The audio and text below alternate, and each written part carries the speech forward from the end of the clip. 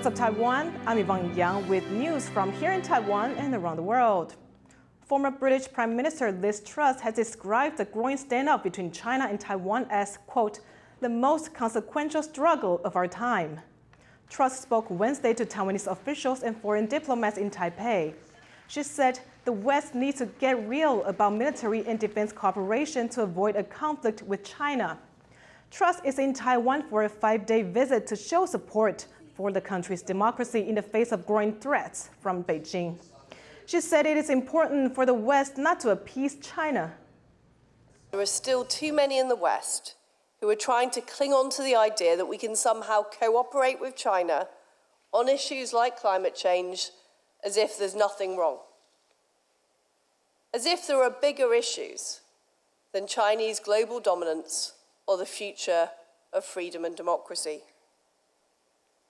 But without freedom and democracy, there is nothing else.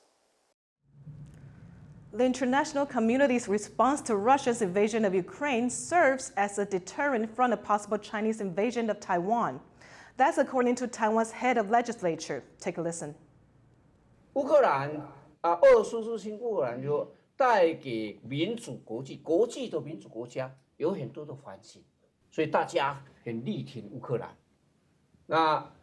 也因为这样，让习近平看了以后，觉得乌克兰都那么困难了，那这个民主国际都那么的合作，那我如果轻举妄动的话，可能会变成普丁地让他不敢轻举妄动。他是对台湾是有帮助的。Yo Shi-kun was speaking at an event on Tuesday hosted by the Hudson Institute, a conservative think tank based in Washington, D.C. He touched on how Taiwan can learn lessons from Ukraine's defense of a Russian invasion. He also spoke about the importance of working with like-minded countries to safeguard democracy.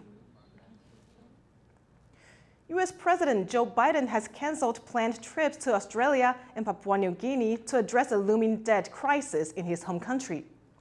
Biden was going to visit the two countries after the G7 summit in Japan this week. But the U.S. is currently dealing with an impending debt crisis, which could see the world's largest economy run out of cash as soon as June 1st. Congress has not yet agreed to raise the country's debt ceiling, which is the amount of money it can borrow. Opposition voices say Biden shouldn't have left the country at such a critical time. Hong Kong's public libraries have pulled several books off their shelves.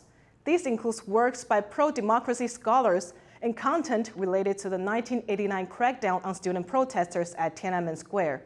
Joyce then reports on how overseas Hong Kongers in Taiwan are responding. No results for this search. An error message on a Hong Kong public library database. The city has begun pulling books off its shelves. Works that are disappearing include academic research, oral history books, stories about travel, and even some comics. Many of these works were written by authors with democratic ideals. 这是国家安全，然后就是那一种的话，就是涉及煽动颠覆的那种的话就不行了。这稍微有一点讽刺性的，他不喜欢我就不给你。Most notably, almost all materials related to the bloody 1989 crackdown on student protesters at Tiananmen Square have been removed. The event remains a highly sensitive topic in China. Even online posts related to it are regularly removed from the country's strictly surveilled internet. Now in Hong Kong's public libraries, only 3 English books on the topic remain. It follows a pattern of silencing any mention of the event in Hong Kong. This has included removing public memorials to the victims and banning an annual candlelight vigil held on the anniversary of the crackdown. The city's government has said this is to ensure adherence to a sweeping national security law that was passed in 2020. What libraries need to do is ensure that books that may not be suitable for circulation, that they have to do their duties. The books that we allow for public circulation do serve the interests of Hong Kong. This latest crackdown has pushed many Hong Kong residents living overseas to act. Some scholars and bookkeepers based in Taiwan have publicly spoken up about the book bans. They say they'll work to make the banned materials available in their new home instead. 你可以看什么是它规定的，他因为是自由民主，对这个国家的政权有影响，他当然是很正常，有让他下架嘛。For Taiwan, Beijing's tightened grip on Hong Kong is a strong reason to reject the one country, two systems framework used there. Now, almost 4 years since Hong Kong citizens were last able to protest for democracy, these latest book bans signal ever more repressive policies, while freedoms continue to diminish. John Su and Joyce Zhen for TaiwanPlus. Representatives from 41 Taiwanese vocational schools have traveled to Hong Kong to recruit new students. This is the second year Taiwan has allowed students from Hong Kong and Macau to enter its trade-based schools. Taiwan dominates in global tech and science industries, but it's facing a talent shortage due to an aging society. Schools say opportunities to study in Taiwan were well received by Hong Kong families. 香港其实他们就是说这一次来看到台湾有这样的国际教育，他们是非常惊艳，因为第一个是 CP 值很高，我们的学费大概只有香港的一半。Fewer than a quarter of Taiwanese students think that teaching more school subjects in English is a good idea. That's according to a new survey. The move toward more English-taught courses is part of the government initiative to make Taiwan a bilingual society by 2030. But a survey by student group EdYouth found that only around 23% of middle and high school students support the idea, with almost 60% saying they don't find classes taught in English enjoyable or helpful. The group says Taiwan's students don't have high enough levels of English to make this switch, which could cause many to fall behind in school. Meanwhile, policy group Action Alliance of Basic Education worries students in rural areas where English resources are fewer will struggle more than most. The creator of advanced artificial intelligence chatbot ChatGPT has urged lawmakers in the U.S. to regulate AI. He is speaking to Congress on Tuesday. I think if this technology goes wrong, it can go quite wrong. And we want to be vocal about that. We want to work with the government to prevent that from happening. But we try to be very clear-eyed about what the downside case is and the work that we have to do to mitigate that. Sam Altman is the head of one of the world's leading AI companies, OpenAI. While speaking to the U.S. Senate committee hearing, Altman said a new agency should be created to oversee the development of AI models. ChatGPT has taken the world by storm with its ability to answer questions and respond like a human. But the rapid rise of AI has led to concerns over its ability to create fake news and replace humans in a huge range of industries.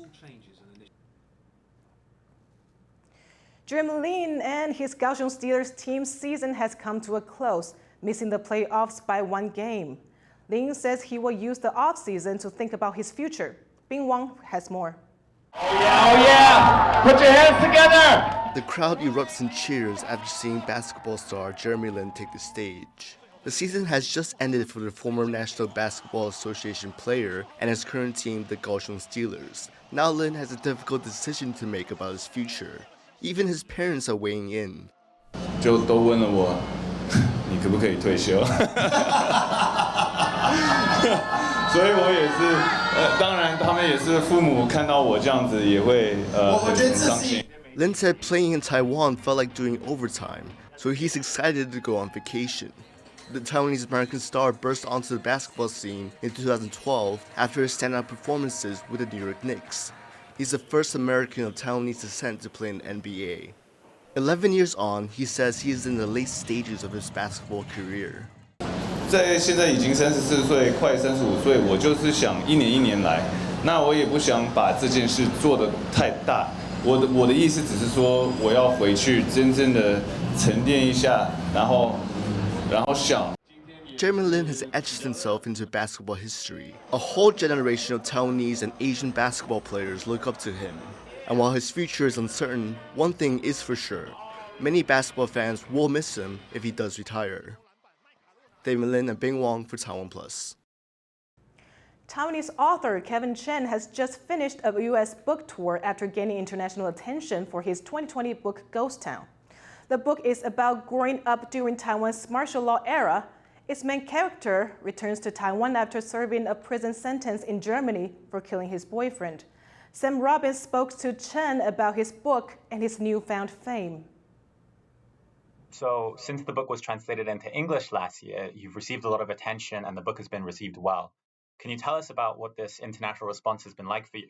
So this is crazy, and like I now I see different cover designs, from different countries, and they're so interesting because, like, the Greek translation just came out, so there's no way I could understand a word in this Greek translation, but just from the cover design, I sort of realized their perspective, how they take on the story, and it's just so different. Every culture has a different approach. So the book talks a lot about the darkness and pain of Taiwan's history. But now that it's being received well abroad, you're receiving a lot of praise in Taiwan for representing Taiwan abroad. Do you feel any tension about that? There is a label which I really do not want, but people keep putting it on me, which is called Taiwan 之光. I don't want to carry that weight of the light or the pride or the glory of Taiwan, because that's very heavy. Because I just wanted to tell my Taiwanese story from my Taiwanese background. I want to ask what's next for you as a writer. So this book has received a lot of attention and has been very successful. Do you feel any pressure about your future writing? I don't want to see Ghost Town as a hurdle for me, like a obstacle for me. No, for me, it's just a wonderful landmark. I mean, it's like, something is there, and it's just, we did something beautiful there, and then that's there. I'm moving on. I just want to be different. Actually, different for me is more important than better. I don't need to be better, but I'm asking myself to be different every time when I'm writing. That was Taiwanese author Kevin Chen speaking to Sam Robbins. Australia has begun reintroducing platypuses to a national park near Sydney. These unique creatures may need some time to adapt, though, as it's been more than 50 years since they inhabited the area. Our reporter Sandy Chi has the story. Waddling back into the wild. This is Australia's unique duck-billed mammal, the platypus. It's found itself part of a landmark conservation plan to reintroduce the species to one of the country's oldest national parks. That's after it disappeared from the area around half a century ago. So we've been preparing for this project for a couple of years now. So there's definitely a lot of anxiety building up. I feel on a personal level, I feel very responsible for these platypuses that we're relocating to a new home. This is the first attempt to relocate the animals, which are under threat from habitat destruction and extreme weather events. The University of New South Wales says the number of platypuses in the area has declined by almost a third in the last 30 years. Researchers involved in the project say protecting New South Wales waterways is essential to allowing species like the platypus to thrive. By reintroducing platypuses, we're hoping to really promote healthy rivers and, the importance of conserving our rivers, especially in an area so close to Sydney. So by doing that, we're hoping that, other species that occupy the same river there will really benefit from any improvements that occur because of this reintroduction. Before releasing the animals into the park, experts conduct a series of checks to assess their health. They will be tracked over the next 2 years to see how they respond to events like droughts, bushfires, and floods. We look at the condition of the fur. We're looking at the integrity of the nails, when as adults age and digging burrows and whatnot, and so some nails might get broken. We're looking at any indication of scarring on the tail or on the webbing that platypuses have. Sometimes it's a bit torn. The platypus is listed as endangered in the state of South Australia. Researchers hope the campaign can help raise awareness of conservation efforts and make a difference for these furry creatures. Chen and Sandy Chi for TaiwanPlus. Thank you for watching What's Up Taiwan. Remember to download the TaiwanPlus app for more stories from Taiwan and around the world. Finally, today we leave you with images of an endangered Mediterranean monk seal on a beach in Jaffa, Israel. I'm Yvonne. Take care and see you next time.